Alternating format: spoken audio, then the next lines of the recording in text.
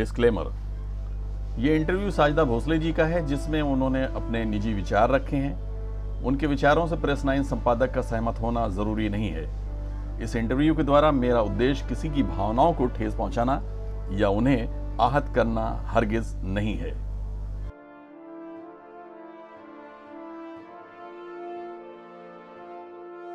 मैं तो उन्हें बहुत प्यार करती हूं, लेकिन वो मुझे क्यों दुश्मन समझती हैं? मैंने अपने पति के लिए सब कुछ छोड़ दिया, लेकिन मुझे झिड़की के अलावा कुछ नहीं मिला। पति के मरने के बाद वो गुंडों को लेकर आ गईं और कहा कि यहां से निकलो।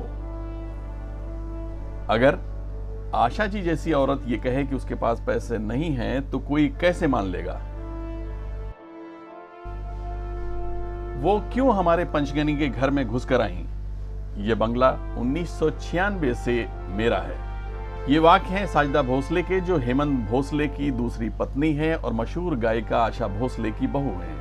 सन 1985 में साजिदा की शादी हेमंत से हुई, लेकिन हेमंत की जिंदगी में तीसरी महिला के आने के बाद पति पत्नी के रिश्तों में दरार आ गई और साजिदा ने तलाक लेने के लिए अदालत का दरवाजा खटखटाया।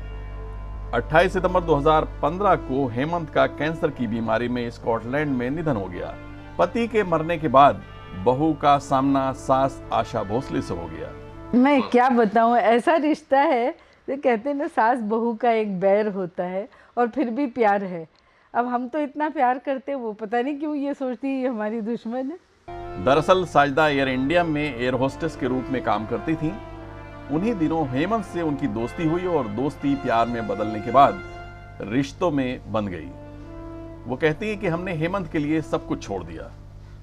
हमने तो सब कुछ छोड़ दिया अपने हस्बैंड के लिए, अपने माँ बाप, ईमान, सब कुछ छोड़ा और इनके घर को अपनाया। लेकिन यहाँ से बिल्कुल प्यार जैसी चीज़ मिली ही नहीं। हमेशा जिल्ट जो बोलते हैं ना, जैसे तासुब ही तासुब मिला। और अब तो जब हस्बैंड के गुजरने के बाद खुलेआम बोला, 10 दिन में घर में आ गई गुंडे लेके, 2 गाड़ियाँ भर के, और कहा यहाँ से निकलो। मैंने पुलिस कंप्लेंट भी करवाया, सारे पेपर्स बदल दिए। इतना पैसा है हमारे पीछे पड़ी है हाथ। अब ये मामला पंचगनी के बंगले पर आकर अटक गया है।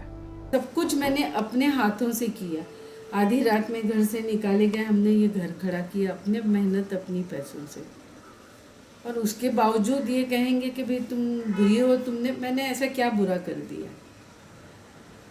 अब मैं अगर मुंह खोलने जाती हूँ तो कितनी बुराई उनकी सामने आ जाएगी।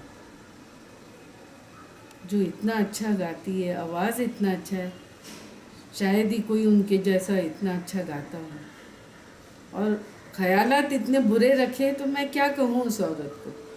साजिदा कहती हैं कि उम्र के इस पड़ाव में मेरे साथ इतना तो कर देना चाहिए कि मेरी जिंदगी उनके स्टैंडर्ड के हिसाब से गुजर जाए। अगर मैंने आशा जी से 2-5 करोड़ रुपए मांग लिए तो कोई बड़ी बात नहीं है, क्योंकि उनकी आमदनी 500 करोड़ से भी ज्यादा है। कम से कम इतना तो कर दो कि आपके स्टैंडर्ड से मेरी ज़िंदगी चले, है ना। मैं क्या कोई ज़्यादा तो नहीं मांग रही हूँ। अगर आशा भोसले से 2, 4, 5 करोड़ भी मांगा तो उनके लिए कुछ नहीं है, जिनकी आमदनी इतनी है। 500 करोड़ के करीब उनको आता है। दुनिया भर में होटल्स है, दुनिया भर में गाती है, आज भी इतना है। लोनावला में घर ले रही, कहती वो घर मेरा, वहाँ पैसा चला गया। तो फिर हमारे पंचगनी के घर में घुस के क्यों आई है? क्यों हमारा जो था वो लिया? 96 से हमारा घर है, वो उठा के ले लिया। वो भी गुंडों को लेके आई और कही कि तुम यहाँ से निकलो। तो ये तो गलत है ना। देखिए, मैं उस घर की बहू, मैं ये नहीं कहती हूँ कि घर आपका नहीं है, आप भी रहिए, मुझे भी रहिए। हस्बैंड के डेथ के बाद 10 दिन में ये सब शुरू हो गया, ये मेरा है, वो मेरा है, तू यहाँ से निकल। अरे मैंने ज़िंदगी दे दी इन लोगों के लिए। कोर्ट ने तो सब कुछ मेरे फेवर में किया है, सुप्रीम कोर्ट तक।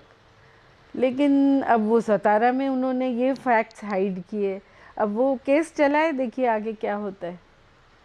साजिदा को हेमंत से एक बेटी है जिसका नाम अनेका है, जो इस समय लंदन में पढ़ रही है।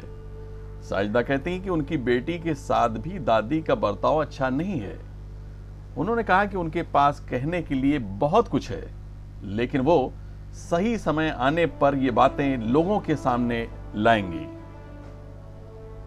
आबिद नकवी, प्रेस 9, मुंबई।